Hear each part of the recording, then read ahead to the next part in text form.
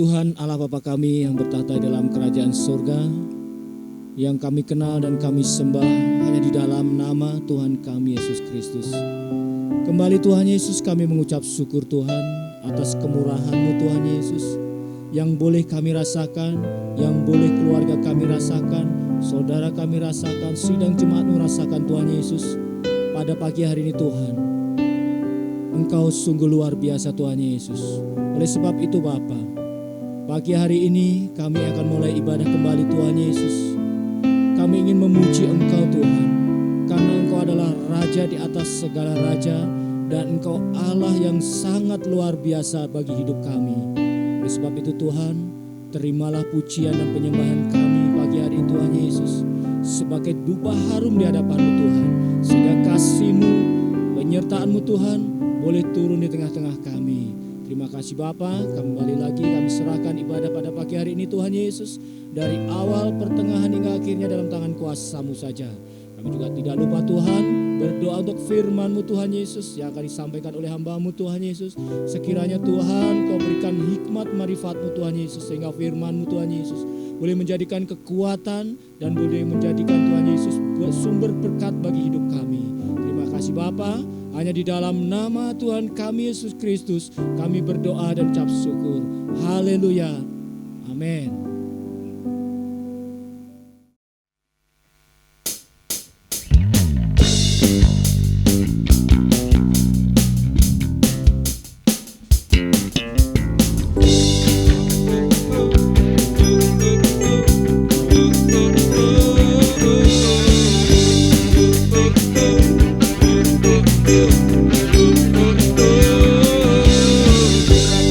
Kekuatan ya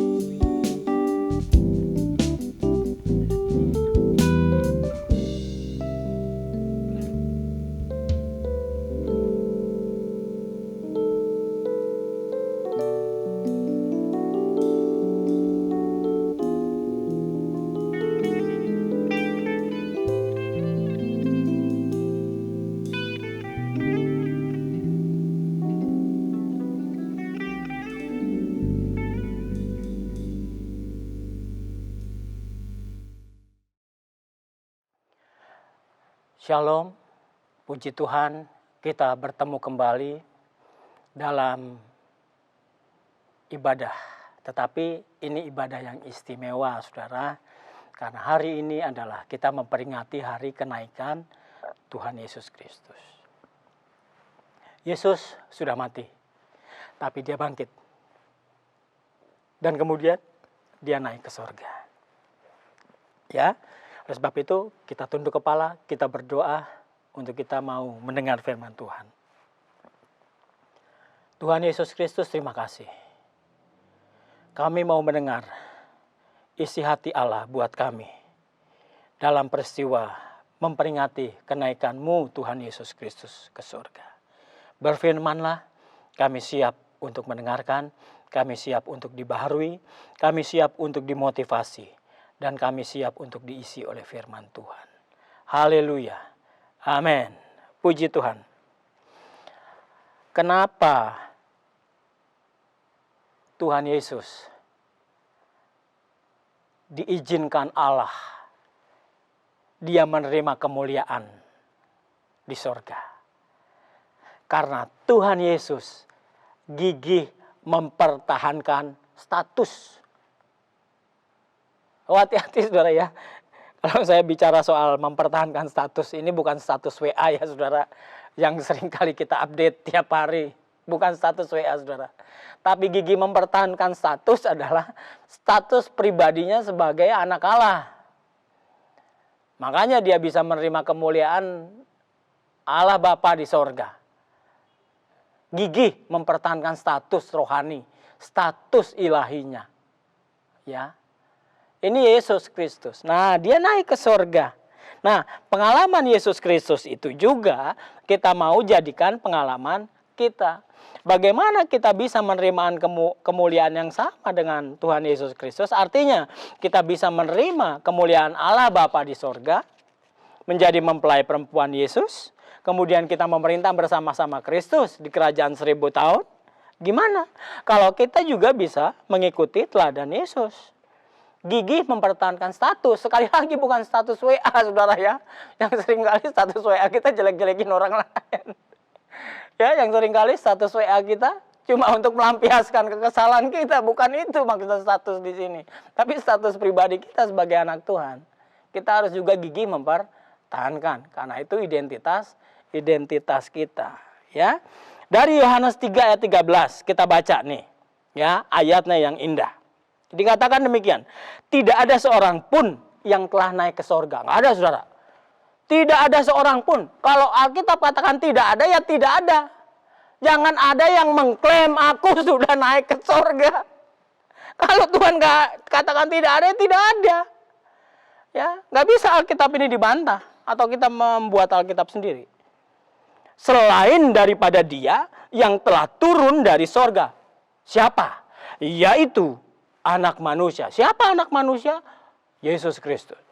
Ya, tidak ada seorang pun yang telah naik ke sorga selain daripada dia yang telah turun dari sorga. Yaitu anak manusia. Yang gigih mempertahankan status ilahinya. Keistimewaan Yesus di sini ditunjukkan oleh Yohanes 3 ayat 13. Ya. Nggak ada yang bisa naik ke surga selain dia, yaitu Yesus Kristus. Artinya apa di sini? Anak manusia itu yang dimaksud di sini adalah Yesus, artinya sebagai pemegang mandat dari Allah. Untuk dia bisa naik ke sorga dan untuk dia bisa bertahta di sorga. Itu mandat Allah. Ya, ini keistimewaan Yesus, saudara. Ini privilege-nya Yesus. Dia katakan dalam Yohanes 6 ayat 38. Yang Yesus katakan nih, saudara. Sebab aku telah turun dari sorga. Yesus kan Allah. Salah satu pribadi kealahan. Tapi dia katakan dengan rendah hati demikian, saudara. Sebab aku telah turun dari sorga bukan untuk melakukan kehendakku. Wow, ini kalau nggak rendah hati, saudara. Dia melakukan kehendaknya dewek. Dia melakukan kehendaknya sendiri, tapi dia tidak katakan itu. Aku datang turun dari sorga bukan untuk melakukan kehendakku, tetapi untuk melakukan kehendak Dia yang telah mengutus aku. Oh, Yesus datang ke dunia untuk membawa mandat Allah. Mendamaikan manusia yang berdosa dengan Allah. Itu mandat yang diemban, dipikul oleh Tuhan Yesus Kristus. Ini keistimewaan Yesus. Selain Dia pribadi Allah, Dia diistimewakan Allah, Dia diutus Allah, tapi Dia punya hati yang rendah hati. Aku tidak melakukan kehendakku. Ya, sekalipun Dia bisa, karena Dia Allah, tapi itu Dia tidak lakukan. Keistimewaan Yesus, kita jadikan keistimewaan kita. Amin. Roh Kudus memampukan kita. Yang kedua, kenapa Yesus naik ke sorga? Tidak ada seorang pun yang telah naik ke sorga selain daripada Dia yang telah turun dari sorga, yaitu anak manusia Yesus Kristus. Kenapa? Keistimewaan Yesus yang kedua adalah karena sorga adalah tatanya Yesus. Sudah diperuntukkan untuk Yesus. Tetapi peruntukan Yesus sorga adalah juga jadi peruntukan kita. Bisa, saudara. Itu bukan yang mustahil di hadapan Allah. Karena Allah yang memiliki kita. Karena Allah adalah kekasih kita. Sorga adalah tahtanya Yesus. Sorga adalah tahta kita juga. Dan bagaimana kita bisa sampai ke sorga? Kita perhatikan kata-kata Yesus dalam Yohanes 6 ayat 62. Dan bagaimanakah jikalau kamu melihat anak manusia naik ke tempat di mana ia sebelumnya berada? Jadi di sini dikatakan bahwa sorga adalah tatanya Yesus. Ini keistimewaan Yesus. Nah, dari keistimewaan Yesus ini, jadikan keistimewaan kita. Bagaimana? Tuhan Yesus mau kegigihan Dia ditransformasikan menjadi kegigihan kita dalam mempertahankan status kita. Status kita apa sih? Saya ingatkan lagi firman Tuhan minggu lalu. Status kita adalah yang pertama bahwa kita ini WNS. Apa itu WNS? Status kita bahwa kita ini adalah warga negara sorga. Amin. Itu status kita, pertahankan. Heaven, not earth, is my home. Rumah kita adalah sorga, bukan dunia ini. Di dunia ini kita hanya sebagai pendatang dan perantau. Ya, status kita harus kita pertahankan. Kita sudah ditebus oleh Yesus di atas kayu salib. Pertahankan itu, umat ketebusan Allah kita ini melalui korban Yesus di atas kayu salib. Lihat anak domba Allah yang sudah menebus kita. Oh puji Tuhan, menebus dengan darah yang mahal. Itu status kita. WNS dan umat ketebusan Allah. Diulangi sekali lagi firman Tuhan minggu lalu. Jangan gampang dilupakan. Oh puji Tuhan. Haleluya. Kita ini WNS, kita ini umat ketebusan Allah. Itu status kita. Pertahankan. Amin. Amin. Pertahankan. Ini status kita. Tapi saudara-saudara, kita juga Tuhan mengatakan kepada kita, untuk kita mempertahankan status kita, itu perlu berjuang. Perlu keringat, perlu air mata, perlu pengorbanan. Nggak tiba-tiba seperti durian runtuh. Enggak. Untuk mempertahankan status kita, itu ada tantangan yang harus kita lewati. Tantangannya apa? Yakobus 1 ayat 14 sampai 15. Oh, enggak gampang, saudara. Dikatakan demikian. Yakobus 1 ayat 14 sampai 15. Tiap orang dicobai oleh keinginannya sendiri. Ini obstacle-nya, ini handicap-nya. Keinginan sendiri karena ia diseret, dipikat olehnya. Keinginan itu menyeret kita, memikat kita. Harus kita lawan. Dan apabila keinginan itu telah dibuahi, ia melahirkan dosa. Dan apabila dosa itu sudah matang, ia melahirkan maut. Tantangan kita. Ada pencobaan. Pencobaan apa? Keinginan sendiri. Boleh punya keinginan, tapi hati-hati. Keinginan kita harus keinginan rohani, bukan keinginan daging. Boleh keinginan ada, tetapi kita jangan dihantui, jangan dimanjakan oleh keinginan. Apalagi kalau keinginan itu adalah keinginan yang tidak sesuai dengan porsi kita. Keinginan yang tidak Tuhan mandatkan buat kita. Hati-hati. Ini tantangan kita. Saudara punya keinginan? Boleh. Tapi keinginan yang baik, keinginan yang benar. Saudara punya keinginan? Good. Pelihara keinginan itu tetap di jalan Tuhan. Tetap kudus. Tetap libatkan Tuhan di dalam setiap keinginan kita. Artinya, terserah kehendak Tuhan yang jadi. Kita tidak bisa memaksakan keinginan kita. Itu tantangan yang pertama. Tantangan yang kedua adalah dikatakan dalam ayat 1 Timotius 6 ayat 9 sampai 10. Ini tantangan dalam kita mempertahankan status kita. 1 Timotius 6 ayat 9 sampai 10. Apa ya? Kita baca. Tetapi mereka yang ingin kaya terjatuh ke dalam pencobaan, ke dalam jerat, dan ke dalam berbagai-bagai nafsu yang hampa, dan yang mencelakakan, yang menenggelamkan manusia ke dalam keruntuhan dan kebinasaan. Karena akar segala kejahatan ialah cinta uang. Sebab oleh memburu uanglah beberapa orang telah menyimpang dari iman dan menyiksa dirinya dengan berbagai-bagai duka. Ini tantangan yang kedua, saudara. Uang, uang, dan uang. Allah ingatkan, seringkali uang membawa kita kepada pencobaan. Tetapi mereka yang ingin kaya, kaya boleh, saudara-saudara. Kaya boleh, nggak ada yang larang. Tetapi bagaimana kita memperoleh kekayaan itu? Dan untuk apa kita pergunakan kekayaan itu? Kan persoalannya di situ. Kaya boleh-boleh aja. Ya.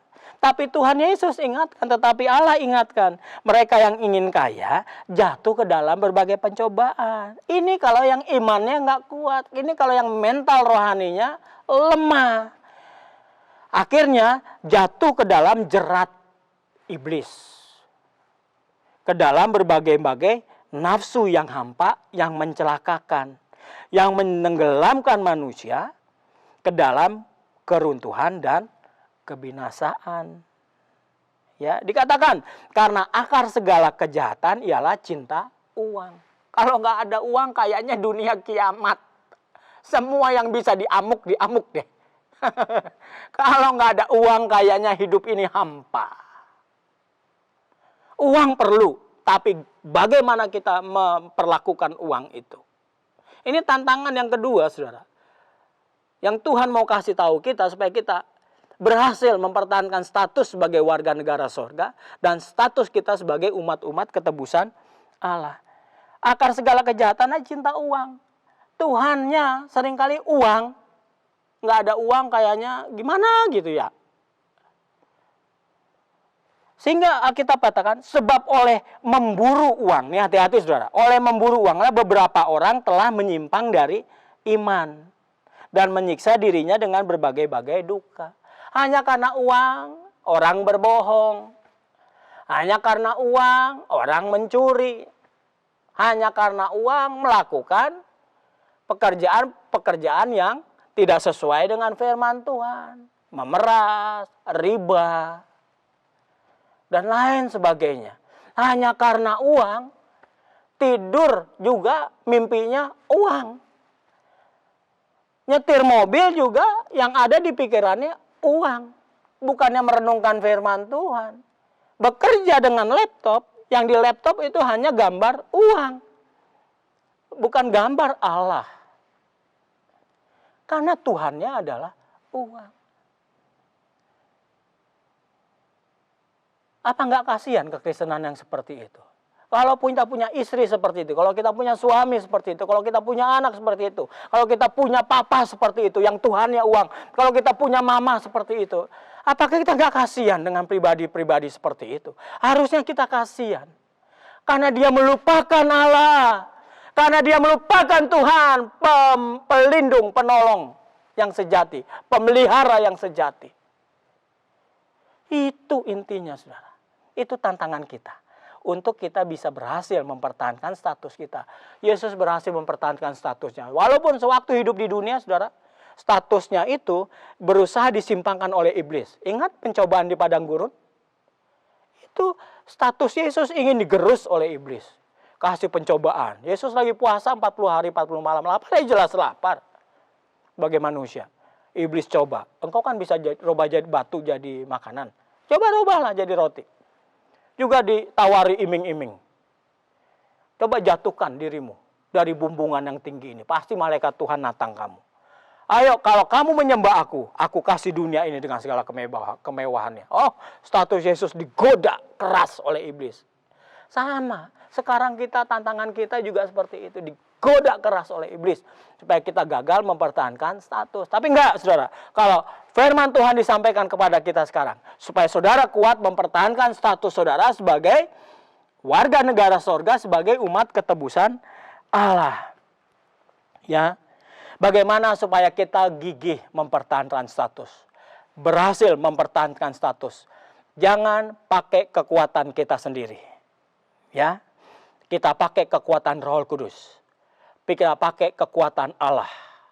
Kita pakai kekuatan firman Tuhan. Dikatakan di dalam 1 Petrus 2 ayat 11. Ya. Ini dia. Supaya kita bisa gigih mempertahankan status. Dikatakan 1 Petrus 2 ayat 11. Saudara-saudaraku yang kekasih, aku menasihati kamu supaya sebagai pendatang dan perantau kamu,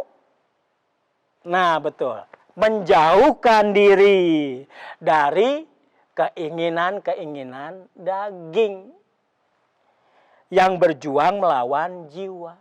Menjauhkan diri dari keinginan-keinginan daging. Daging ini yang dipenuhi dengan dosa, daging ini yang dipenuhi dengan hawa nafsu dunia yang dikendalikan iblis untuk melawan jiwa, untuk membinasakan jiwa. Lawan itu, jauhkan, jangan malah didekatkan. Keinginan-keinginan daging yang bertentangan dengan Alkitab, apapun itu. Mulai dari cari pasangan hidup. Keinginan daging ini maunya yang cantik, yang mudah dapat, sebodoh amat dengan kriteria-kriteria. Aku nggak ikutin yang sesuai firman Tuhan. Emangnya kita pikirin? Jangan begitu jadi orang Kristen, saudara. Tuhan mau jauhkan. Dalam hal kita buka usaha, dalam kita berusaha, dalam kita mengikut Tuhan, jangan campurkan keinginan daging dengan keinginan Allah. Tuhan mau jauhkan. Dalam hal apa aja banyak, saudara. Jauhkan keinginan daging. Karena keinginan daging itu berjuang melawan jiwa. Oh, puji Tuhan. Ya, ini supaya kita gigih mempertahankan status kita.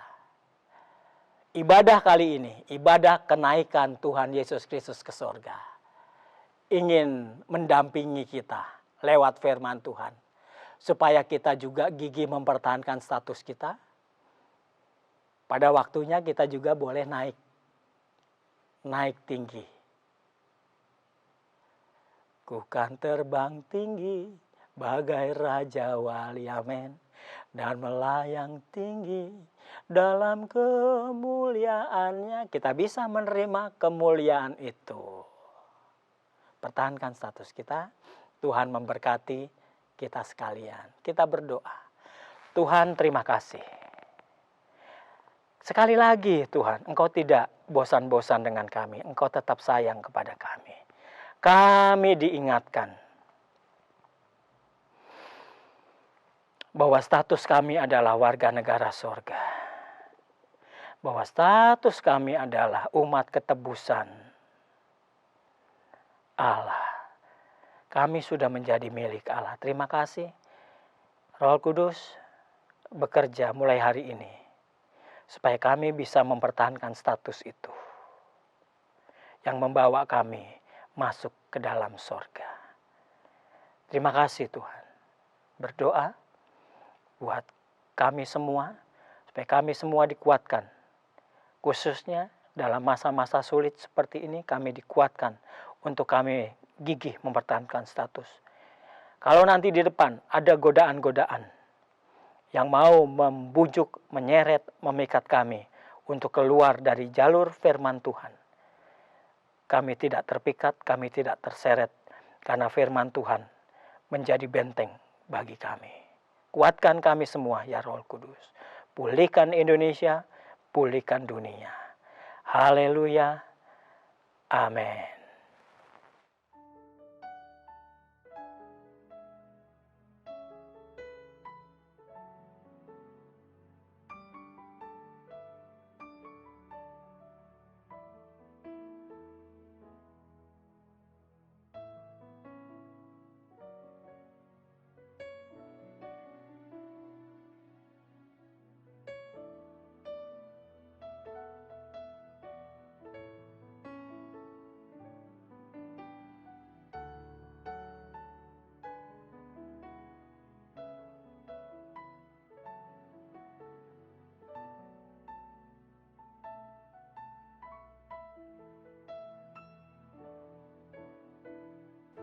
Puji Tuhan, kalau kita sudah memegang roti dan anggur di tangan kita, mari kita berdoa. Tuhan, terima kasih. Roti dan anggur yang kami pegang, oleh karena juga pekerjaan Roh Kudus menguatkan kami untuk kami bisa gigih mempertahankan status kami sebagai milik-Mu, ya Allah Bapa di sorga. Kami adalah warga negara sorga. Kami adalah umat-umat pilihan-Mu. Kita angkat tinggi roti di atas kepala. Hormat, penghargaan kita kepada korban Kristus. Kita dengar firman Tuhan. Karena Tuhan sudah baik buat kita. Tuhan sudah menebus kita. Dia sudah mengusahakan hidup yang kekal buat kita. Kita sungguh-sungguh menghargai roti dan anggur ini di hadapan Tuhan. Dan dengarlah firman Tuhan, bukankah roti yang kita pecah-pecahkan adalah merupakan persekutuan dengan tubuh Kristus? Amin. Di dalam nama Tuhan Yesus Kristus, kita makan bersama-sama.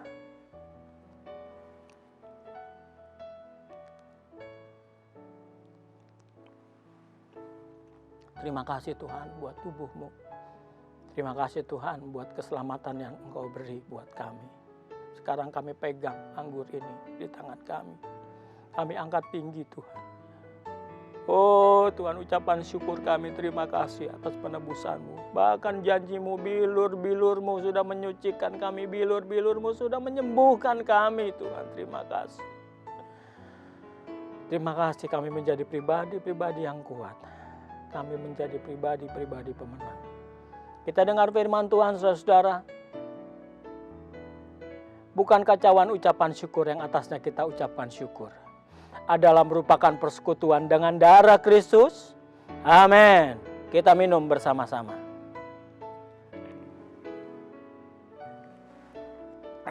Puji Tuhan, terima kasih Tuhan menyegarkan kami. Bukan sekedar menyegarkan fisik, tapi menyegarkan rohani kami. Bukan sekedar menyegarkan rohani kami, menyelamatkan kami.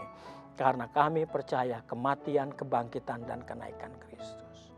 Kau sudah memberkati kami di dalam nama Tuhan Yesus Kristus. Kami mengucap syukur. Haleluya. Amin.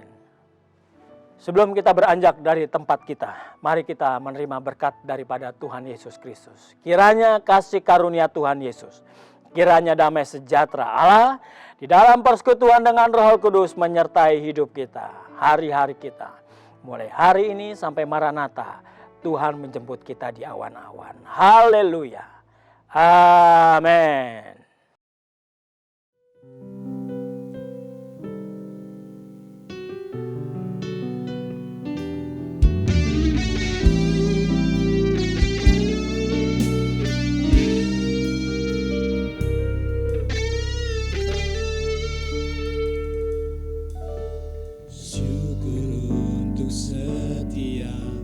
Rencanamu dan rancanganmu yang mulia.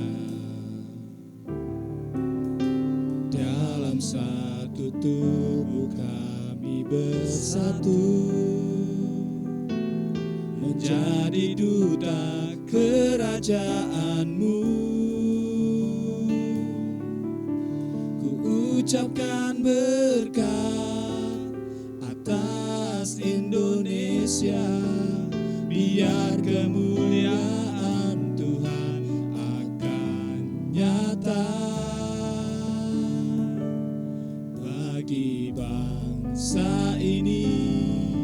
Kami berdiri dan membawa doa kami kepadamu. Sesuatu yang besar pasti terjadi dan mengubahkan negeri kami. Hanya nama-Mu Tuhan ditinggikan atas seluruh bumi.